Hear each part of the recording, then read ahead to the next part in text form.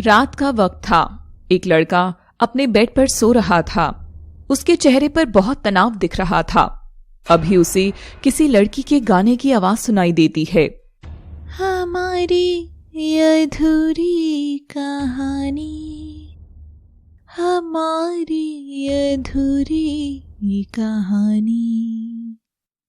वह गाना बार बार उसके गानों में गूंज रहा था और वह परेशान होकर या यूं कहें कि कुछ घबराकर उठकर बैठ जाता है और तेज तेज सांसें लेने लगता है।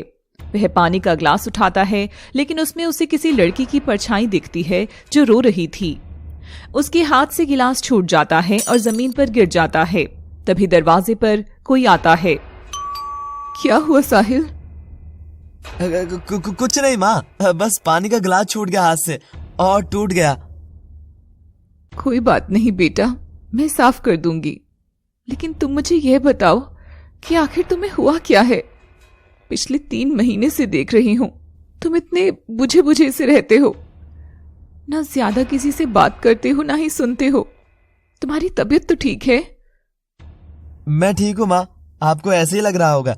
कोई परेशानी नहीं है। 2 बज रहे हैं रात के, काफी देर हो गई है। आप भी सो जाइए जाकर।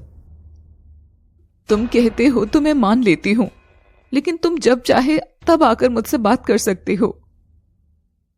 साहिल हाँ में सिर हिला देता है। अगली सुबह साहिल कॉलेज पहुंचता है जहां सौम्या गेट के पास उसका इंतजार कर रही थी। अरे इतनी देर कहां लगा दी तुमने? मैं कब से वेट कर रही हूं तुम्हारा। वो रात को थोड़ी तबीयत ठीक नहीं लग रही थी, इसीलिए लेट हो गया। चलो चलो अब जल्दी चलो। वे दोनों जाने लगते हैं। तभी साहिल की नजर एक बेंच पर पड़ती है। वहां उसे एक लड़का लड़की बैठे दिखते हैं। लड़का अपने हाथों से लड़की को चॉकलेट खिला रहा था। उसके कदम वहीं ठहर जाते हैं। साहिल, साहिल। वह चौंक जाता है और सौम्या की तरफ देखता है। वो बेंच की तरफ इशारा करते हुए दोबारा से बेंच की तरफ देखता है, लेकिन वहां कोई नहीं था। क्या हो गया है तुम्हें? कुछ नहीं है वहां। मुझे लगता है तुम्हें डॉक्टर को दिखाना चाहिए। तुम्हारी हालत मुझे कुछ ठीक नहीं लग रही। चलो अब जल्दी क्लास में चलते हैं। उनके जाते ही बेंच पर फिर वही परछाई दिखने लगती है। कॉलेज खत्म होने के बाद साहिल घर आ जाता है और सीधे अपने रूम में चला जाता है। वह अपनी अलमारी से एक एल्बम निकालता है जिसमें लड़की की फोटो होती है। वह फोटो को एल्बम से निकाल लेता है और फोटो के लिए बेड पर लेट जाता है और धीरे धीरे उसके अतीत के पन्ने उसकी आंखों के सामने पलटने शुरू हो जाते हैं। हमें एक कॉलेज दिखता है जिसका कैंपस काफी सारे स्टूडेंट से भरा हुआ था। देखकर ऐसा लग रहा था जैसे आज पहला दिन है कॉलेज का। चारों तरफ हर कोई किसी न किसी से बात कर रहा था। कोई अपना स्कूल का वक्त बता रहा था तो कोई कॉलेज में क्या क्या करेंगे यह बता रहा था। तभी हमारी नजर एक बहुत खूबसूरत लड़की पर आकर ठहर जाती है।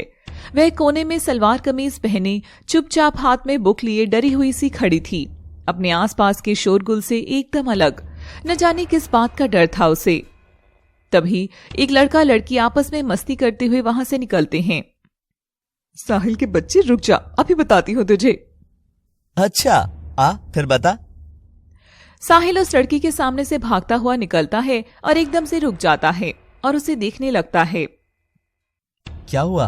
आप कुछ परेशान लग रही हैं। Any problem? उसकी जुबान लड़खड़ा रही होती है। मैं ठीक हूं। लग तो नहीं रही। तब तक साहिल के साथ जो लड़की थी वह भी वहां आ जाती है। क्या हुआ साहिल? देखना सौम्या, ये यहाँ खड़ी थी। मुझे कुछ परेशान लगी तो बस वही पूछ रहा था। Hi, I am Saumya. I am Sahil, 2nd year का स्टूडेंट हूँ, यानी कि आपका सीनियर। और आप?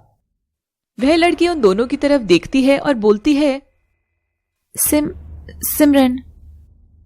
साहिल अचानक से आंख खोलता है। उसके कानों में सिमरन नाम गूंज रहा था।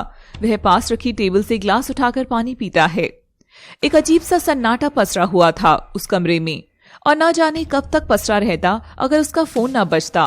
तो साहिल कॉल रिसीव करता है। हेलो साहिल। हाँ बोलो। मैंने आज शाम का डॉक्टर का अपॉइंटमेंट ले लिया है तुम्हारे लिए। मैंने कहा ना मैं ठीक हूं। मैं क्या पागल लगता हूं तुम्हें? अभी तक तो नहीं हुए हो, लेकिन जिस तरह से तुम जा रहे हो ना, मुझे वह दिन दूर नहीं लगता। अब वह नहीं है। तुम इस बात को मान क्यों नहीं लेते हो? मैं फोन रख रहा हूँ सौम्या। तुम्हारी मर्जी, लेकिन मेरी एक बात याद रखना, यह पागलपन तुम्हें कहीं का नहीं छोड़ेगा एक दिन। और वह फोन काट देती है। साहिल भी कमरे से बाहर चला जाता है खाना खाने। उसकी माँ उसे खाना परोस रही होती है। आज खाने में क्या है माँ? बैंगन का भरता है। साहिल के कान में अचानक से कुछ आवाजें गूंजने लगती हैं। ये देखो, मैं तुम्हारे लिए क्या लाई हूँ खाने में। क्या? साहिल एकदम चौंकते हुए होश में आता है। उसे बहुत पसीना आ रहा होता है। क्या हुआ बेटा, और तुम्हें इतना पसीना क्यों आ रहा है? साहिल बिना कुछ बोले वॉशरूम में चला जाता है। वह मुंह धो ही रहा होता है, उसे शीशे में फिर सिमरन की परछाई दिखती है, जिसकी आंखों में आंसू भरे हुए थे। वह पलटकर देखता है तो कोई नहीं होता। वह भागते हुए बाहर आ जाता है। साहिल सौम्या को फोन मिलाता है। कितने बजे चलना है डॉक्टर के पास? तो आखिर मान ही ली ना तुमने मेरी बात। 7 बजे मैं तुम्हारे घर आ जाऊंगी, फिर साथ में चलेंगे। शाम को सौम्या साहिल के घर आती है। नमस्ते आंटी। नमस्ते बेटा। वह साहिल अपने कमरे में है। ठीक है आंटी। वह साहिल के कमरे में जाने लगती है। बेटा 1 मिनट, मुझे तुमसे कुछ बात करनी है। जी आंटी कहिए ना। साहिल कुछ दिनों से बहुत अजीब तरह से बर्ताव कर रहा है। ना किसी से ज्यादा बात करता है ना मिलता है, बस अपने आप में ही गुम रहता है। तुम्हें कुछ पता है इसके बारे में? नहीं आंटी, मुझे तो कुछ नहीं पता। बेटा प्लीज, तुम उसकी बहुत अच्छी दोस्त हो, तुम एक बार बात करके देखो। जी आंटी। सौम्या साहिल के कमरे में जाती है। साहिल सिमरन की तस्वीर हाथ में पकड़े खड़ा होता है। सौम्या यह देख लेती है। सौम्या उसके हाथ से वह तस्वीर ले लेती है और साहिल को गुस्से से देखती है। तुम आखिर करना क्या चाहते हो? होश में तो हो। चलो। दोनों डॉक्टर के क्लिनिक के बाहर खड़े होते हैं और अंदर चले जाते हैं। तभी दूर सिमरन की आत्मा खड़ी थी और वह रोते हुए गाना गा रही थी। हमारी अधूरी कहानी, हमारी अधूरी कहानी। और उसकी आंखों से आंसू गिर रहे होते हैं। यस मिस्टर साहिल, मिस सौम्या से मेरी बात हुई थी आपके केस को लेकर। जी वो मुझे आजकल नींद नहीं आती है ठीक से और थकान भी महसूस होती है। क्या कोई ऐसी बात है जो आपने अपने अंदर छुपा रखी है या आप बताना चाहते हैं लेकिन बता नहीं पा रही हैं? वो सौम्या बीच में बोलते हुए, डॉक्टर इसे दिन भर कुछ ना कुछ सोचने की आदत है, इसी वजह से ये खुद को एकदम बीमार कर लेता है। ठीक है, मैं कुछ मेडिसिन देता हूँ आपको, इन्हें लीजिए और 1 हफ्ते बाद फिर से आइएगा, तब हम आगे बात करेंगे। Okay doctor, thank you. तुम्हारी इस हालत की जिम्मेदार तुम खुद हो। डॉक्टर बीमारी का इलाज कर सकता है, पागलपन का नहीं। सिमरन 3 महीने पहले मर चुकी है, वह अब नहीं है, समझे तुम? जितनी जल्दी तुम इस बात को समझ जाओगे उतना तुम्हारे लिए अच्छा होगा और बाकी सबके लिए भी, समझे? वह वहां से गुस्से में चली जाती है साहिल को छोड़कर। साहिल आसमान की तरफ देखता है और वह भी चलने लगता है। पीछे से सिर्फ सिमरन खड़ी होती है और रोते हुए गाना गा रही होती है। हमारी अधूरी कहानी, हमारी अधूरी कहानी। ऐसा क्या है जो साहिल को यूं बेचैन कर रहा है? कौन सा राज दफन है उसके अतीत के पन्नों में जो ना तो उसे जीने दे रहा है ना मरने? और कौन सी कहानी अधूरी है जिसे सिमरन पूरा करने आई है? जानने के लिए देखते रहिए हमारी अधूरी कहानी का अगला भाग। ये मेरी पहली कहानी है।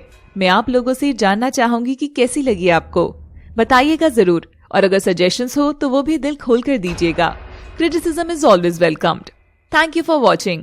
Please like, share and subscribe your own channel Horror City for more interesting stories.